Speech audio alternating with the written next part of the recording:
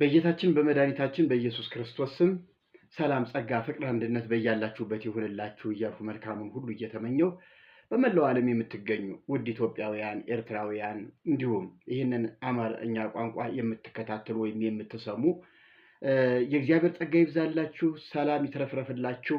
ውጥረት፣ ጭንቀት፣ ስጋት ወጥቶ ለመግባት እንኳን ፍርሃት በበዛበትና በሰፈነበት ዓለም የምትገኙ የእግዚአብሔር ጸጋ፣ የእግዚአብሔር ጥበቃ፣ የእግዚአብሔር ማዳን አይለያችሁ። የእግዚአብሔር ጸጋ ይትረፍረፍላችሁ። ተባረኩልኝ ወንድሞቼ እህቶቼ፣ የእግዚአብሔር ጸጋ አይለያችሁ። ይህንን ከማለት ውጭ እኛ የምንለው ምንም የለንም። ሰርታችሁ የምታገኙት ሀብት ንብረት ይኖራችኋል። እሱ እንዲባረክላችሁ፣ ጤንነታችሁ እንዲጠበቅላችሁ፣ ሌሎችም መንፈሳዊ ነገሮች ሁሉ ከእግዚአብሔር የተመደቡ የታዘዙ በረከቶች እናንተን እንዳያልፏችሁ ወደ እግዚአብሔር ከመጸለይ ውጭ እኛ ሌላ ምንም የምንለው ነገር የለንም። ከዚያ ባለፈ የእግዚአብሔርን መንግስት ለመውረስ የእግዚአብሔርን የመንግስት ወንጌል ደግሞ እንሰብካለን፣ እናስተምራለን። ይህንን የመንግስት ወንጌል ደግሞ ሌሎቹ አብረው የመንግስት ወራሾች እንዲሆኑ፣ ያላወቁ እንዲያውቁ፣ ያልተረዱ እንዲረዱ፣ ያላስተዋሉ እንዲያስተውሉ፣ ይህንን አገልግሎት ለሌሎች እንዲዳረስ ደግሞ የራሳችሁን ድርሻ እንድትወጡ ጋብዛችኋለሁ። እግዚአብሔር ይባርካችሁ። ተባረኩልኝ። ታዲያ ዛሬ ደግሞ ባለፉት ቀናት የዮናስን መልእክት አስመልክቶ የነነዌ ጾምን አስመልክቶ ትንቢተ ዮናስን እንደ ክፍል 1 እና ክፍል 2 አድርገን አይተን ነበረ። ዛሬ ደግሞ አብይ ጾም ገብቷል። አብይ ጾም የገባበት ዕለት ነው። ዛሬ ሰኞ ነው። ትናንት እሑድ ቅበላ ነበረ፣ በሽበሽ ነበረ፣ ምግቡ፣ መጠጡ፣ ሌላው ጭፈራው። ምክንያቱም 2 ወር የማይገኝ በቃ 2 ወር ጥርቅም ዝግት ያለ ነገር ስለሚሆን ይህንን የ2 ወር ወይም ደግሞ የ55 ቀናት የጾም ጊዜ በመግቢያው እሑድ በቅበላው ዕለት ማለት ነው፣ ጾሙን ለመቀበል በሚደረገው ዝግጅት እንደው የማይገባ ነገር እውነት ለመናገር ምን አለ ዝም ብለን ያን ያህል መከራ ሳንበላ ሆዳችን ሳይጨናነቅ ለበሽታ ሳይጋለጥ እንደው ለሌላ ለትኩሳት ሁሉ እንደው አላደለ ራሳችንን ሳናጋልጥ ዝም ብለን እንደነበረው በሽሮም በሌሎቹ በአትክልት በፍራፍሬ ጾሙን ብንቀበለው ምን አለ እና ያን ያህል ጭንቀት፣ ያን ያህል በግተራ ሰልፍ፣ ያን ያህል ልኳንዳ ሰልፍ፣ ያን ያህል ይሄ ቅርጫ ምናምን ስጋ መከራ ማየት ለምን ሲባል ጾም እኮ ሊገባ ነው እንዴ! እና ቢገባ በናፍቆት በጉጉት ይጠብቃል። እንዲሁም ሰውነትን ከወዲሁ በማለማመድ ነፍሴ ሆይ ተመከሪ አይደል ቢል ኦርቶዶክስ፣ ነፍሴ ሆይ ተመከሪ ዓርብ ሮብን ጾመሽ ሰንበትን አክብሪ፣ ኧረ ተይ ነፍሴ ተመከሪ እያለ የሚዘምር ህዝብ ምክርን ጥሶ አልፎ የቅበላ ዕለት ጭንቅንቅ እስኪል ድረስ እውነቴን ነው የምልህ። ይሄ አብይ ጾም እንዳለ የመጀመሪያው ሳምንት እንዲው የቅበላ ዕለት የበላሁት አልመቸኝ ብሎ እንዲው እያቃጠለኝ እንዲው እንትን ተቅማጣሞኝ እንዲው ወደ ላይ እያለኝ አረ እንዲው ቤተሰቡ ሁሉ ታሟል እንዲው ሐኪም ቤት ምናምን እንዲህ በእጅህ እኮ ነው የበላኸው። ሲጀመር በእጅህ ነው የበላኸው። ማን አስገደደህ? ተገደህ በልተህ ብትታመም መንግስትን ትወቅሳለህ፣ ፖሊስን ትወቅሳለህ፣ የህግ አካልን መከራ ታበላለህ። አሁን በእጅን የበላኸውና ራስህን ውቀስ፣ እጅን ውቀስ፣ አይምሮን ውቀስ። እና ጾምን ለመቀበል ያህል መከራ ማየት አግባብ አይደለም። አስተማሪዎቻችን ከነዚህ ከህዝቡ የባሱ ስለሆኑ ለቅበላ ለጾም መያዣ ህዝቡን የነፍስ ልጆቻቸውን እያስጨነቁ የጾም መያዣ እኮ ነው እንዲው ልጆች ምንም የላቸውም እንዲው ለልጆች አንዳች ነገር ሳላደርግላቸው እንዲው እናንተን ነው ተስፋ አድርጌ እያለ ቤት ለቤት እያንኳኳ በቂ ደሞዝ እኮ አለው። እንዲሁም ቄሱ የሚያገኘውን ደሞዝ ያህል ህዝቡ አያገኝም። ህዝቡ የሚያገኘው በመንግስትም ሆነ በግል መስሪያ ቤት በሉ የሚያገኘው ደሞዝ በጣም አናሳ ነው። ቄስ እኮ በአሁኑ ሰዓት እስከ 40 ሺህ እስከ 50 ሺህ ከ30 ሺህ በላይ ያገኛል። እንግዲህ ይሄ ሁሉ ሆኖ ወደ 200 300 እስከ 1000 የነፍስ ልጆች ቢኖሩት እያንዳንዳቸው 100 ቢያዋጡ 500 የነፍስ ልጆች 100 ቢያዋጡ ከፍተኛውን ትተነው ማለት ነው። ትልልቅማ ነጋዴዎች አባታችን እስኪ አካውንቱን ይላኩልኝ ይሉና 10 ሺህ 20 ሺህ ምናምን ሺህ ነው የሚልኩላቸው። እንዲያ እየተደረገ የሚኖርበት ቤተክርስቲያን ነው ያለው። ያም አልበቃቸው ብሎ ቤት ለቤት እያንኳኩ ለልጄ ለጾም መያዣ እንደው ቤቱ ባዶ ቤት ነው፣ እንደው በጣም እንደው የሚበሉት የላቸውም፣ የሚቀምሱት የላቸውም፣ እንደው ኑሮ እኮ ጠፋ ተወደደ እኮ እያሉ የደብረ አለቃውን እያሙ ጳጳሱን እያሙ ህዝቡን ቤት ለቤት እያንኳኩ እያሳደዱ 100 ብርና ከዚያ በላይ ይቀበሉታል። ህዝቡ ደግሞ 100 ብር አይሰጥም ለቄሱ። በይሉኝታ የተያዘ አይደለ? እሱ ይቅርበት እንጂ የእሱ በግ ይቅር እንጂ የእሱ ዶሮ ይቅር እንጂ እሱ ያለችውን ከ500 በላይ እስከ 1000 ድረስ ቆጥሮ አባታችን እችንን እስቲ እንደው የለኝም ሲኖረኝ እንደው ቢኖረኝ ጥሩ ነበር ብሎ እንደምንም ተጨንቆ ተሸማቆ ያችንን 1000 ብር ይሰጣል። ድሃ የተባለው በጣም እኮ የሚገርም ነገር ነው። እና ወገኖቼ ጾም እንደዚህ ነው እየተያዘ ያለው። ጾሙ በዚህ መንገድ ነው እየተያዘ ያለው። ቅበላ የተባለው የእሁዱ ቀን እሺ፣ ዛሬ ሰኞ ጾሙ ገብቷል። ትናንትና የቅበላ ዕለት ከስጋው ባሻገር ከበጉ ከዶሮ ከቅርጫው ከዚህ ከልኳንዳው ስጋ ባሻገር ህዝቡ ከሚያመጣላቸው ባሻገር ምንድን ነው የሚያደርጉት? መጠጡ ቢራ፣ አረቂ፣ ውስኪ፣ የመጠጥ አይነት ባህላዊ መጠጦች ጠላና ጠጅ እንዳሉ ሆነው በጣም በሚገርም ሁኔታ እጅግ ከፍተኛ የሆነ የአልኮል መጠጥ ይገባል። እሁድ እኮ የገባው መጠጥ እሁድ አይጠጣም። የነፍስ ልጅ የሚያመጣው አትርሱኝ አባታችን እያለ የሚያመጣው አይጠጣም እሁድ። ምክንያቱም እንደ አንድ ግሮሰሪ ቤት የቢራ ማዕት እዚያ በጓዳ ይከበራል፣ ይሞላል። ከዚያ በኋላ ያች እናቴ ከሰኞ ጀምሮ ጾሙ ገብቶ አይደለ? ወተት እንግዲህ አይጠጣም ማለት ነው። ወተት ይጾማል። አሁን ምሳ ሲበላ እራት ሲበላ የቢራ ማዕት ይደረደራል፣ ይኮለኮላል። ሚስት አትጠጣም። እውነት ለመናገር ሚስት ከአንድ ቢራ በላይ አትጠጣም። ጠላ ካለ ኧረ ጠላ አለ እሱን እንጠጣ ነው የሚባል። ቢራ የአባት ነው፣ የቄስ ነው። አረቄ የቄስ ነው። ሚስት እንደ እውነት ለመናገር ያን ያህል የመጠጣት ድፍረቱም የላትም፣ ፈቃድም የላትም። የቄስ ሚስት እኮ ኮሰስ ያለች ደከም ያለች በይሉኝታ የታሰረች ናት። ቄሱ እንዳለ በቃ እስከ ደብረ ዘይት ድረስ የሚጠጣው ቢራና አረቄ ገብቶለታል። ያንን እየጠጣ ይኖራል። ከዚያ በኋላ የደብረ ዘይት ዕለት ደግሞ እንደ ጉድ ይሰበካል፣ ይዘመራል። ከዚያ እንደገና ህዝብ ደግሞ ሌላ አዲስ መዋጮ ለቀጣዩ 1 ወር ጾም። ደብረ ዘይት የጾሙ አጋማሽ ነው። እንደገና ደግሞ የደብረ ዘይት ዕለት የጌታችን የምጽአት ቀን ነው። ምዕመናን ወዮ እግዚኦ በሉ፣ ጌታችን በዚህ ዕለት የመጣ እንደሆነ እንደው ምናምን ታንቀን በሀብት ተይዘን ልንሞት ነው እያሉ ያን ቀን ደግሞ እንደ ጉድ ይሰብኩታል። በዕለቱም እንደርስበት ይሆናል። ይሄንን ግን ያን ቀን ደግሞ ሌላ የመጠጥ ማዕት ይጓዛል፣ ይገባል። የጋሪና የባጃጅ የቤት መኪና ማዕት በቄስ ቤት ነው ሲያንዣብብ የሚውል። እኔ ጋሪና ባጃጅ እምላችሁ የኔ ሰፈር እዚህ አካባቢ ስለሆነ ነው። ያሳዝናል፣ ይገርማል። እና ነፍሴን አደራ ይላቸዋል። ያንን ቢራ እየሰጠ ለቄሱ አባቴ ነፍሴን አደራ። መቼም እኛ ኃጢአተኞች ነን። እኛ በዓለም ስለምንኖር እዚያም ስንል ብዙ ስለምንዋሽ ብዙ ስለምንቀጥፍ የገበያ ነገር መቼም ያለ ውሸት አይሆንም። እንዲሁ አባታችን እንግዲህ የነፍሴን ነገር ለእርሱ አደራ ቄሱ ይዞ ሰተት ብሎ ገነት ሊገባልህ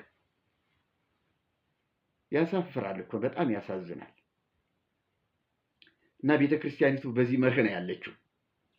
አሁን ዘወረደ ጀመረ፣ ዘወረደ ጾም ጀመረ።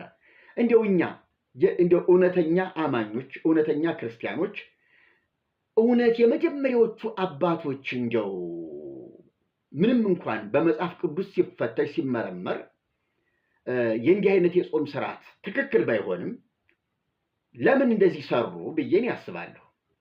ለምን ይሄን ጾም የነዌ በሉ የፋሲካ ጾም በሉ ይሄ አብይ ጾም፣ ከዚያ በኋላ የሐዋርያት ጾም፣ ከዚያ የተሰስ የልደት ጾም፣ ከዚያ ፍልሰታ ጾም፣ ይሄ የጾም ለምን ተሰራ? እንደው ለምን እንደዚህ በዚህ አይነት አሰራር ሰሩት ብዬ እኔ ራሴ ጋራ እሟገታለሁ። አንዳንድ ጊዜ ጓደኞች ጋር እንጠያየቃለን፣ እንጫወታለን። እንደው እውነት እንደው ይሄ ነገር ጤናማ ነው ብለው አምነውበት ነው ብለን እንላለን። አንዳንድ ጊዜ ምናልባት እነዚህ አባቶች በወቅቱ ህዝቡ ገና ወንጌል እስኪዳረስለት ድረስ የጾም ዓላማ፣ የጸሎት ዓላማ፣ የምጽዋት ዓላማ እንዴትና በምን አይነት ሁኔታ መደረግ እንዳለበት እስኪገባው እስክናስተምረው ድረስ ግን ጾምን ይለማመድ። ከዚህ በፊት የተጾሙ ጾሞች አሉ። በእነዚያ ጾሞች ህዝቡ እንዲለማመድ እናድርገው። ያንን ይልመድና ከዚያ በኋላ ወንጌል ስናስተምረው በሉ ጾም እንደዚህ ነው፣ ይሄ ለምሳሌ እንደ ማስረጃ ነው የተቀመጠልን፣ እኛ ስንጾም ግን የራሳችንን በዚህ መንገድ እንጾም ብለን እናስተምራለን ብለው አስበው ያዘጋጁት ይመስላል። ጥሩ ነው። በቅንነት ከታየ ጥሩ ነው። ይሄ ከሆነ የመጀመሪያው ስርዓት በዚህ መንገድ ከሆነ የኛ ሐሳብ ነው። ምክንያቱም የመጀመሪያዎቹ የተማሩም ናቸው፣ ያወቁም ናቸው፣ ትልልቅ አባቶች ናቸው። ዛሬ እዚህ ዘመን ላይ ደርሰን እኛ ስናነባቸው መጽሐፎቻቸውን በጣም የሚገርሙ መጽሐፎች ናቸው። ያንን ወርቃማ ቃል ያስቀመጡና የጻፉ አባቶች የጾም ስርዓት እንደዚህ ይሆናል ብለው አምነው በህግ ደረጃ አስቀመጡ ብለን አናምንም። ስለዚህ ጾሙ ህዝቡ እንዲለምደው የጌታችን ጾም ብለው የጌታን ጾም እንጹም ብለው ህዝቡ እንዲለምደው ለማለማመድ፣ ነነዌን ለማለማመድ፣ የልደትን ጾም ለማለማመድ፣ በቃ እንደዚህ ህዝቡ በጾም ቢዚ ይሁን፣ ጾም ማለት እንዲህ አይነት ነገር ነው ብለን እናስተምረው በማለት እንደው በበጎ የተጀመረ ይሆናል ብለን እናስባለን። የመጀመሪያዎቹ ሰዎች ሲጀምሩት፣ በኋላ ላይ ግን ቀጣይ ደካማ መሪዎች ስፍራውን ሲተኩት ይሄንን ስርዓት እንደ ቅዱስና እንደ ትክክለኛ አደረጉትና በግዝት በማስፈራራት ወይወል በማለት ትክክለኛ ያስመሰሉት። አባቶቻችን ቅዱሳን የሰሩት በማለት ባልተረዱት መንገድ ገብተው እንደተሰራ አድርገው አዋጁን በአዋጅ እያጠነከሩ ግዝቱን በግዝት እያጠነከሩ ይሄው አሁን ሁሉ አለ ማለት ነው። ስለዚህ የጾም መላቅጡ ጠፍቶ፣ የጸሎት መላቅጡ ጠፍቶ፣ የምጽዋት መላቅጡ ጠፍቶ ህዝቡ ዝም ብሎ ቄሱ እንዳለው እንደ ቦይ ውሃ የሚሄድ እንደዚያ ነው የሆነው። ስለዚህ እንደው ይሄ ጾም በዚያ በመጀመሪያዎቹ አባቶች ስሌት ተጀምሮ ቢሆን መልካም ነው፣ እናስተካክለዋለን በዘዴ ቀስ በቀስ።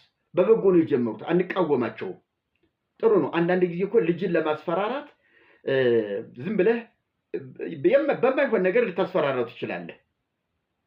ለምንድን ነው የምታስፈራራው?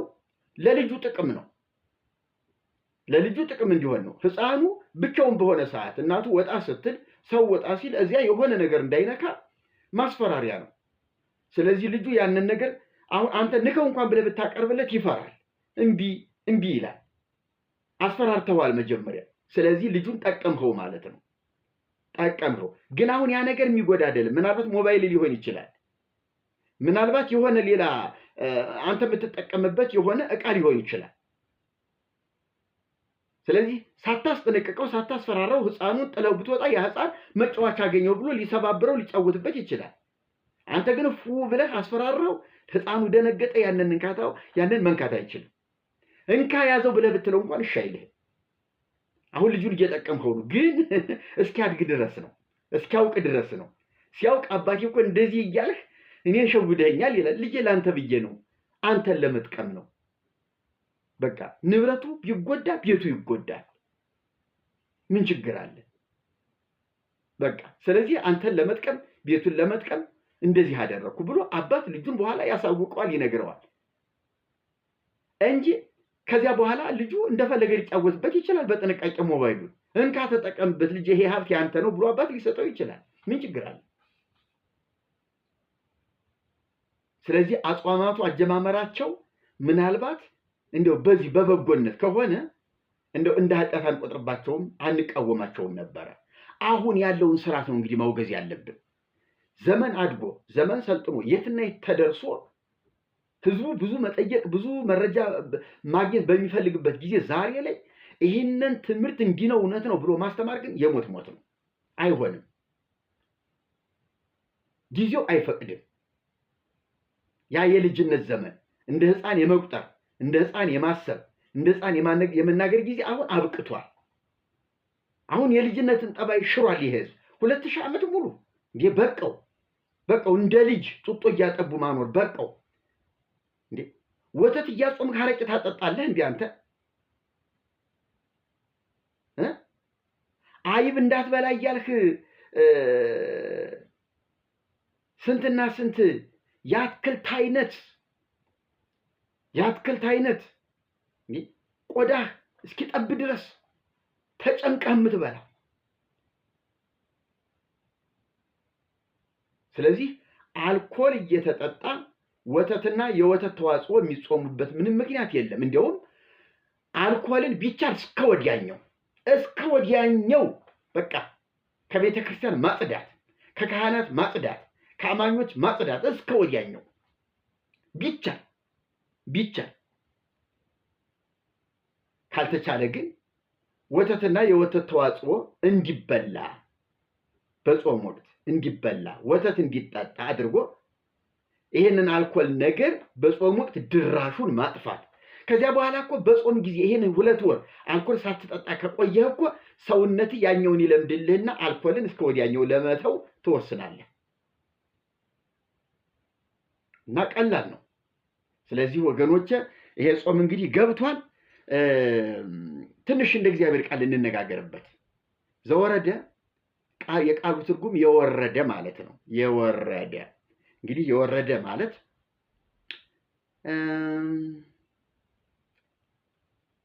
የሰው ሲሆን ምናልባት ከዛፍ ወደ ታች ወደ መሬት፣ ከሰማይ ወደ ምድር ማለት ከአየር አይሮፕላኑ በአየር ሲበር ቆይቶ ወደ ታች ወደ መሬት ለማኮብኮብ ሲወርድ ወረደ ይባላል።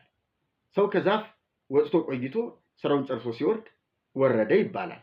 ከተራራም ወደ ታች ወደ መስክ ወደ ተራራው ስር ወረደ ይባላል ለሰውኛ ሲሆን፣ ከዚህም ወደ ላይ ደግሞ ወጣ ይባላል።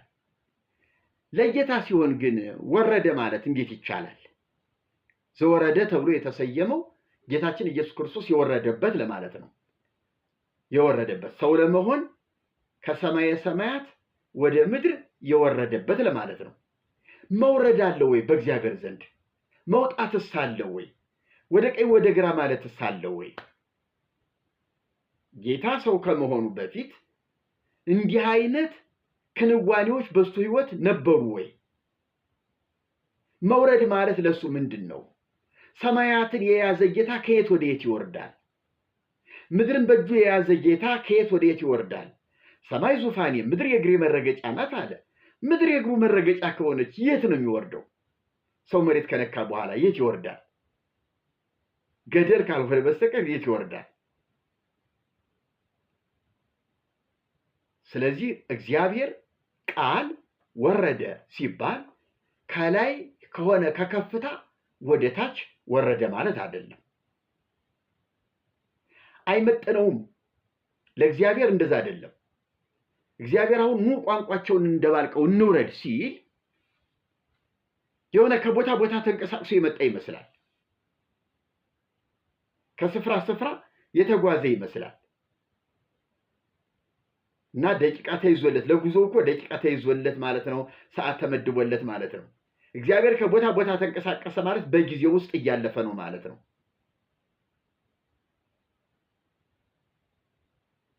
እግዚአብሔር ወደ ሰው ስርዓት ሲመጣ አዎ ሊሆን ይችላል።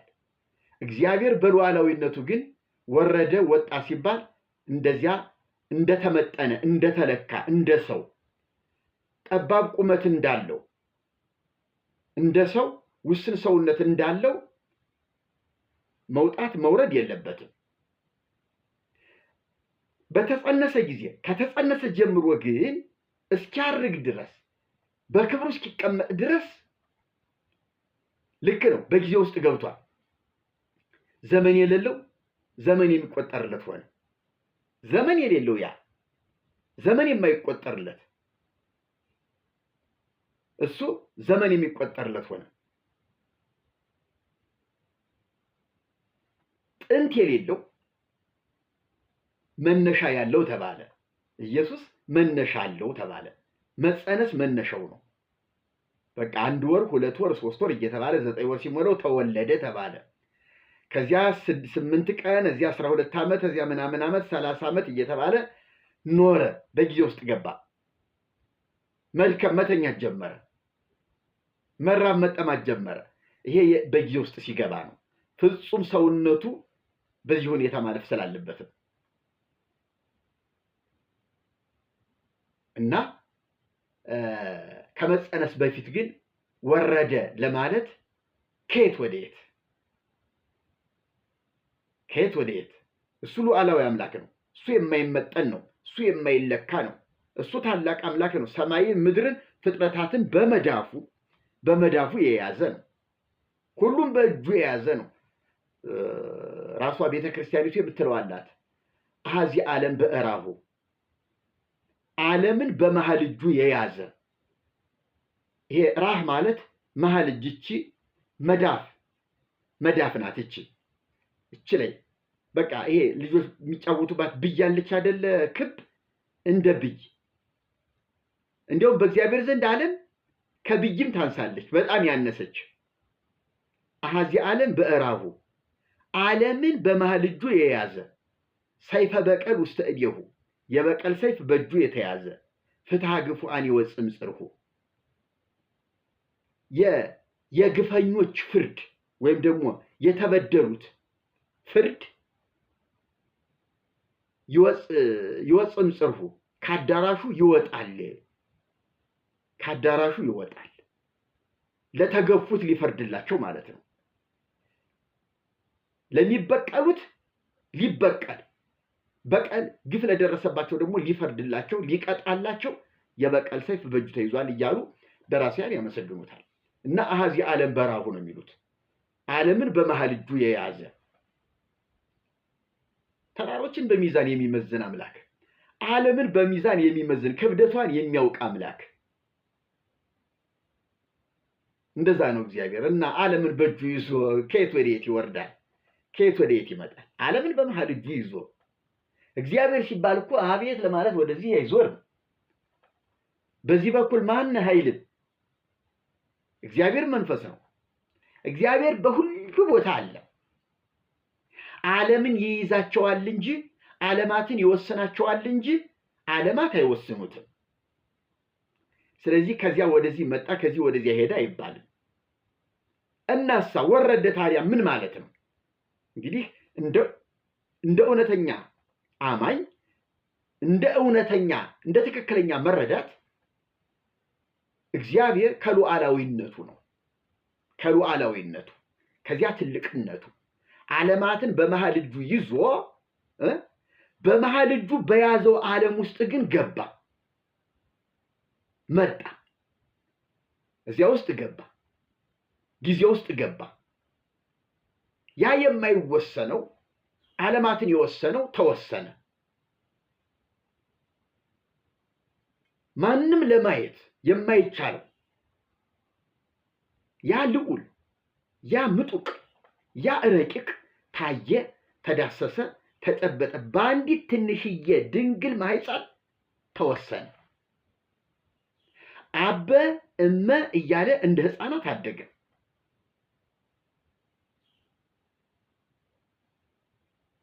ይሄ ለዚያ ትልቅ እግዚአብሔር ትንሽነት ነው። ለዚያ ትልቅ እግዚአብሔር መውረድ ነው። ከዚህም የበለጠ መውረድ የለም። ከዚህም የበለጠ መዋረድ የለም። በቃ ያ እግዚአብሔር ያ ትልቅ እግዚአብሔር እንደዚህ ሆነ ማለት በአንዲት ድንግል ሴት በአንዲት ሴት ተወስኖ በቅፏ ተይዞ ጡት ጥባ እየተባለ ተያዘ ማለት የሚገርም ትንሽነት ነው። የሚገርም ትንሽነት ነው። የሚደንቅ ነገር ነው። ስለዚህ ወገኖቼ ያ ነው ትንሽነት ማለት። ወረደ ማለት ያ ነው። ተዋረደ እኮ ሐዋርያው ጳውሎስ ተዋረደ፣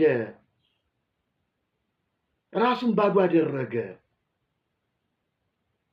ለእግዚአብሔር እኮ ይሄ ፈጽሞ የሚነገር አይደለም፣ ፈጽሞ የሚመጠን አይደለም። እግዚአብሔርነትን እንደ መቀማት ሳይቆጥር ራሱን ባዶ አደረገ፣ በምስሉ እንደ ሰው። በጣም የሚገርም ነገር ነው። እንደ ባሪያ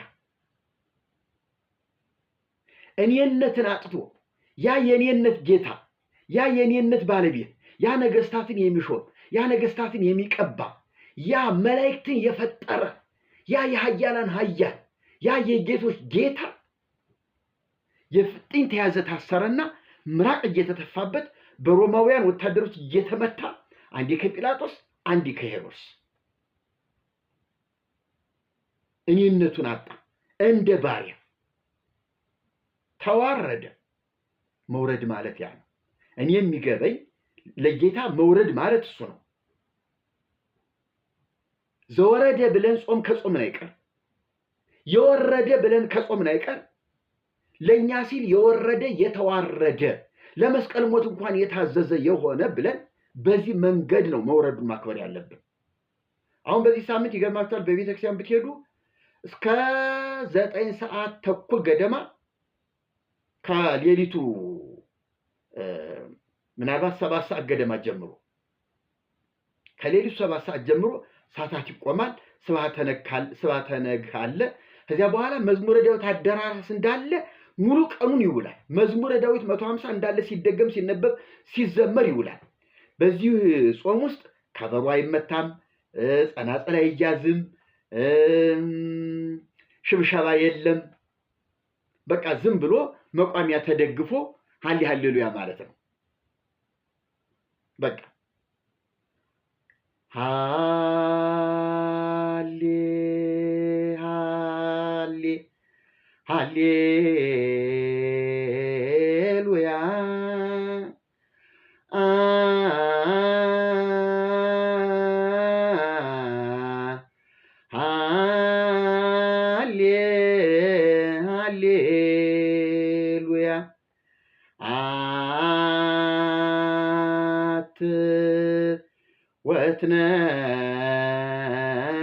ወትነሣእ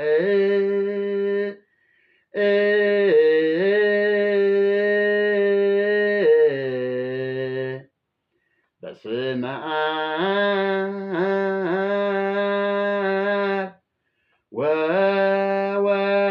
ወወልድ ወመንፈስ ቅዱስ። እንደዚህ እየተባለ ይቀጥላል፣ ይዘመራል። ቅብብሎሽ አለ። ሰለስተ አስማተ ነሲኤ እያለ ያኛው ይቀጥላል። ከዚያ በኋላ ሰዓታቱ እንዳለ በቅደም ተከተል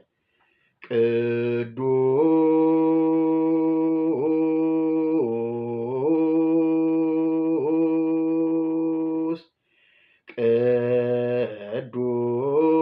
ቅዱስ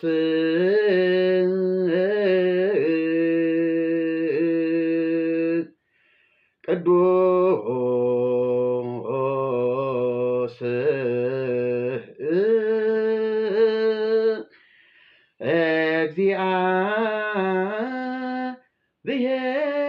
እግዚአብሔር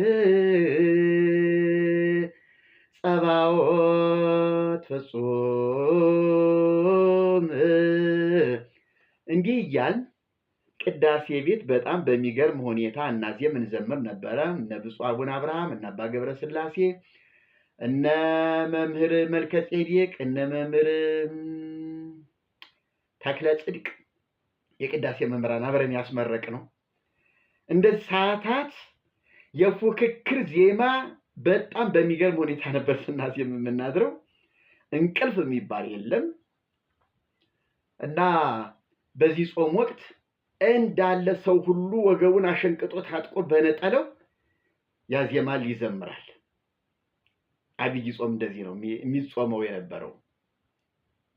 እንግዲህ አሁን ይሄ ነገር አግባብ ነው ወይ? ጾሙ በትክክል ለአማኞች በሚጠቅም ሁኔታ ነው ወይ እየተጾመ ያለው ሲባል አይደለም። እሱን እንነጋገርበታለን። ለአማኞች በሚጠቅም ሁኔታ አይደለም እየተጾመ ያለው። ዜማው ይሁን ይቀጥል፣ የትኛውም ቀን ላይ ዜማ ይኑር፣ አምልኮ ይኑር፣ ለእግዚአብሔር የሆነ የተቀደሰ የተጣራ ሳንሱር የተደረገ በሊቃውንት የተመረመረ እንደ እግዚአብሔር ቃል የሆነ በእግዚአብሔር ፊት የሚቀርብ እግዚአብሔር ሊቀበለው የሚገባ እውነተኛ ዝማሬ ይቅረብ፣ ያሬዳዊ ዜማ ይቀጥል። በጣም ልብ የሚመስጥ ነው፣ ደስ የሚል ነው። ነገር ግን ለእግዚአብሔር ብቻ ብቻ። እዚህ ውስጥ እኮ የመላእክት ምስጋና እንዳለ ተጠቅጥቋል። የድንግል ማርያም ምስጋና ግማሹ እንዳለ ተጠቅጥቋል። የጻድቃን ምስጋና እንዳለ ተጠቅጥቋል። ለእግዚአብሔር ያለችው ድርሻ ምናልባት 20% ናት። ከ100% መነጋገር እንችላለን። 20% ናት። መላእክት፣ ማርያም፣ ጻድቃን፣ ሰማዕታት፣ ሰንበት እንዳለ ወስደውታል። እንዳለ ልቅም አድርገው ወስደውታል። እና ዘወረደ ጾም ሲጀምር በዚህ ሁሉ ታጅቦ ነው።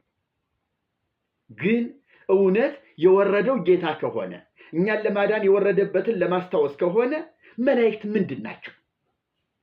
የወረደው እያለ የተዋረደው እያለ እኛን ለማዳን ሰው የሆነው እያለ ስሙ የተሰየመው በእሱ ሆኖ እያለ ለምንድን ነው ሌላ ፍጡር ጣልቃ የሚገባው? ለምንድን ነው?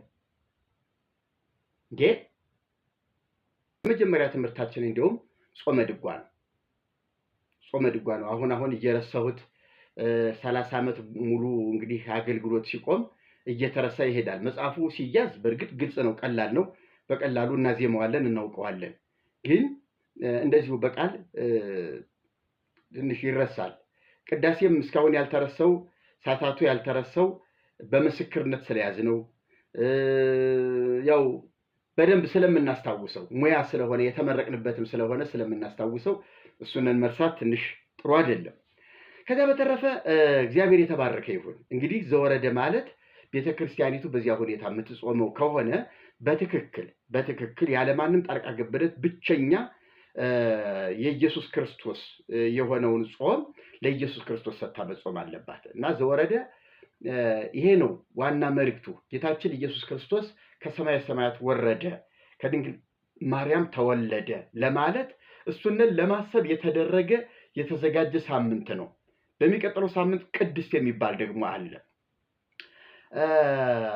እስከ ሳምንት ድረስ ይሄ ዘወረደ የሚባለው የዜማ ስርዓት እየተዜመ ነው የሚሰነብተው። እንዳልኳችሁ እንግዲህ ቤተክርስቲያኒቱ በስርዓት አስቀምጠዋለች፣ ግን ስርዓቱ በወንጌል የተቀረጸ አይደለም። ትክክለኛና እውነተኛ ሊቃውንት ያዘጋጁት አይደለም። ዝም ብለው የዜማ ሰዎች በዜማ ብቻ ያዘጋጁትና በዜማ ያመቻቹት ነው፣ ሌላ ነገር የለውም። እና ወደፊት እንግዲህ የእግዚአብሔር ሰዎች እውነተኛ ወንጌላውያን በዋናነት በተሳታፊነት ሲገቡበት ብዙ የሚስተካከሉ ነገሮች እንዳሉ ምንም ጥርጥር የለውም። ዜማው ይቅር አይባልም። ዜማው እንዳለ ወጥቶ ይውደቅ ይቃጠል አይባልም። በተአምር የሚቀር ነገር የለውም፣ ይቀጥላል። መማር ስላቃተን ይቅር ልንል አንችልም። ማወቅ ስላቃተን ልንቃወመው አንችልም። በጣም የሚገርም ዜማ ነው። ነገር ግን ምንድነው ትክክለኛ የአምልኮ መልክ ይኑረው፣ የአምልኮ መልክ ይኑረው፣ ስርዓት ይኑረው። በቃ ለእግዚአብሔር የሆነ ለእግዚአብሔር ነው። ቅዱሳንን እንዴት ቅዱሳን የራሳቸውን ቦታ በመጽሐፍ ቅዱስ መልክ ደግሞ ተዘጋጅቶ የራሳቸው የሆነ ነገር ሊኖራቸው ይገባል። መዝሙርን ዘምር ብለን ብንል በቅዱሳን ስም እንዴት ነው የምንዘምረው? እንዴ አግባብ ካልሆነ ማቆም አለብን። ዝማሬው ለነሱ መዘመር አግባብ ካልሆነ መቆም አለበት።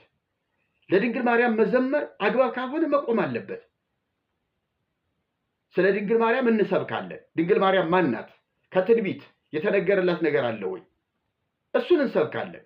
በወንጌል ማን ናት ድንግል ማርያም? እሱን እንሰብካለን። በስብከት መልክ እንሰብካለን። ምን ችግር አለ? ብዙ ቅዱሳን እየተሰበኩ አይደለ? ኢዮብን የምንሰብከው መጽሐፈ ኢዮብ የተባለ ጻድቅ በዚህ ጊዜ በእንዲህ አይነት ቦታ እንደዚህ የነበረ የተባረከ የእግዚአብሔር ሰው እያልን አይደለም። አብርሃም የሚባል የእግዚአብሔር ሰው የእግዚአብሔር ባሪያ እያልን አይደለም። ከነሱ ይልቅ ጌታን የታቀፈች ድንግል ማርያም ብትሰበክ ምንድን ነው ችግሩ? ስለሷ በደንብ ሊሰበክ ይገባል። ጥሩ ነው። ማናት እሷ? ድንግል ማርያም ማናት እሷ?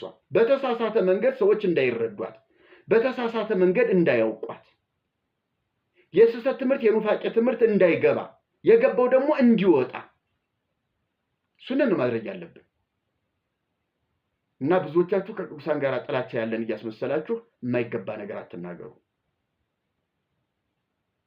እንግዲህ ይሄ ሳምንት ሁላችሁ ለማታውቁ ሁሉ ዘወረደ የዘወረደ ሳምንት ነው። ይሄ ሳምንት የወረደበት ጌታችን ኢየሱስ ክርስቶስ የወረደበት ለምን ምክንያት እንደወረደ መጽሐፍ ቅዱስ ይመስክር። እነ ቅዱስ ገብርኤል ይመስክሩ። እነ ሉቃስ የጻፉት ይናገር። እነ ድንግል ማርያም ከመላኩ ጋር የተነጋገሩት ይናገሩ። ለምን ዓላማ? መላእክት ከእረኞች ጋር የተናገሩት ያ ይመስክር። ለምን ዓላማ ወረደ? ምክንያቱ ምንድን ነው? ዘወረደ ከተባለ በቀጥታ እሱን ነው የሚያሳየው፣ የሚያመለክተው እሱን ነው እንጂ ዝም ብሎ ከሰማይ ሰማያት መጣ ወረደ ቁጭ አለ ከዚያስ ምን ይጠበስ እንዴ? ይሄ አይደለም መልእክቱ። እንደውም ለእግዚአብሔር መውረድ መውጣት የለበትም። እግዚአብሔር ከሉዓላዊነቱ ከማይወሰነው እኔነቱ ወደ መወሰን ማንም ከማያየው እኔነቱ ወደሚታይ ወደሚለካ ማንነት በጊዜ የማይያዝ ከጊዜ ውጭ የነበረ እግዚአብሔር በጊዜ ውስጥ ገባ። ፍጥረታትን በእጁ የያዘ እግዚአብሔር በሰው እጅ ተያዘ፣ ተተፋበት፣ ተዋረደ፣ በመስቀል ላይ ሞተ። ወረደ ከተባለ ይሄ ነው መነገር ያለበት፣ ይሄ ነው መሰበክ ያለበት። እውነታው ይሄ ነው። ክብር ለአምላካችን ለእግዚአብሔር ይሁን። የተወደዳችሁ የእግዚአብሔር ሰዎች እንግዲህ ዘወረደ የሚለውን መልእክት እንደዚህ ወጣ ገባ እያልን ሌሎች መልእክቶችንም ጭምር እያካተትን እንደዚህ አይተናል። ዘወረደ ጋር ታዲያ ምን የሚታሰብ ነገር አለ ከተባለ ህርቃል የሚባል ጾም አለ። ህርቃል ጾም ምንድን ነው የሚለውን በክፍል 2 እንመጣበታለን። በሚቀጥለው ሳምንት ሰኞ ግን ቅድስትን እንነጋገራለን። አሁን ዘወረደን 3-4 ቀን ያህል ይውልኝና በአራተኛው ቀን ገደማ ህርቃል ይለቀቃል። ህርቃልን ታያላችሁ። እግዚአብሔር ይባርካችሁ። በሚቀጥለው በጾመ ህርቃል እስክንገናኝ ሰላም ሁኑልኝ።